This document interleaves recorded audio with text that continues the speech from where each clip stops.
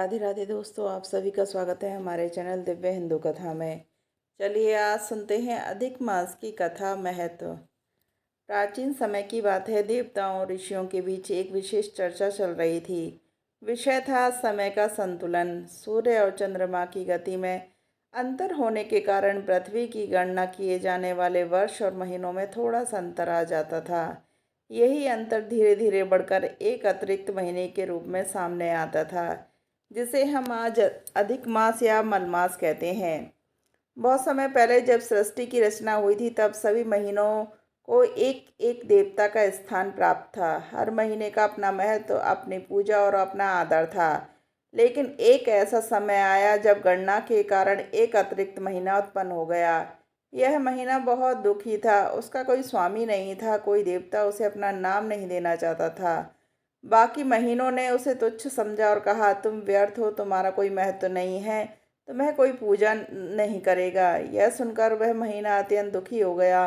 इधर उधर भटकता रहा, लेकिन उसे कहीं सम्मान नहीं मिला। अंततः वह भगवान विष्णु के पास पहुंचा और उनके चरणों में गिरकर बोला, हे प्रभु, मुझे कोई स्वीकार नहीं करता। मैं अपमानित और दुखी हूँ।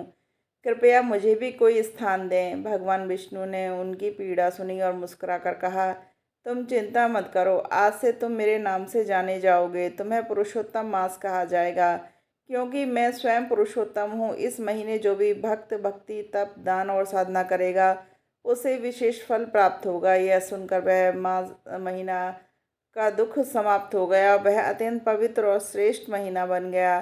तब से इस महीने को पुरुषोत्तम मास भी कहा जाता है। हिंदू पंचांग चंद्रमा और सूर्य दोनों की गति पर आधारित होता है। चंद्र वर्ष और सौर वर्ष में करीब 11 दिन का अंतर होता है। यह अंतर हर साल बढ़ता रहता है।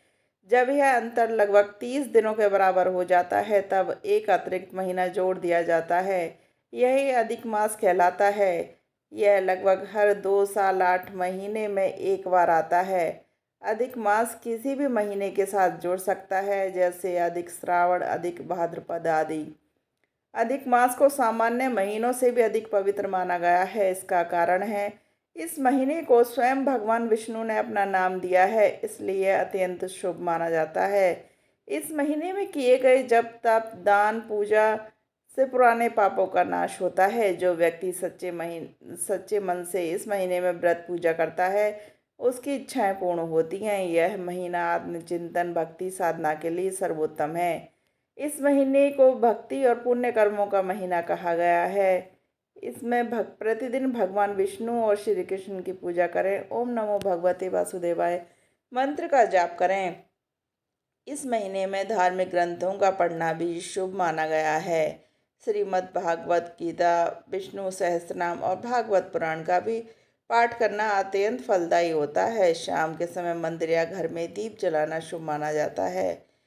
दान पुण्य भी इस महीने किया जाता है।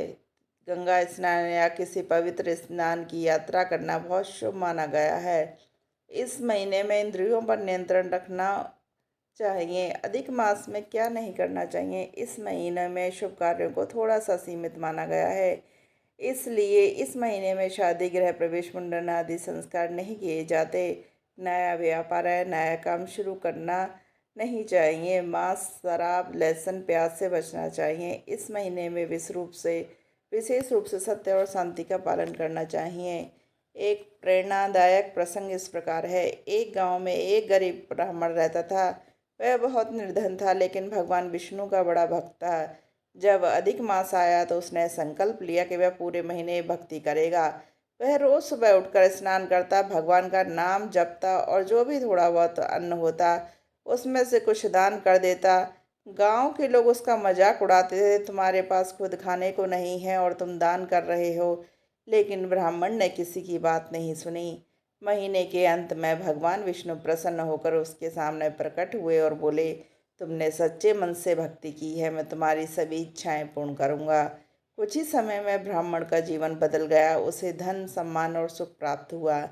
इस कहानी से हमें ये सीख मिलती है कि अधिक मास में सच्चे मन से कोई भी की गई भक्ति कभी व्यर्थ नहीं जाती।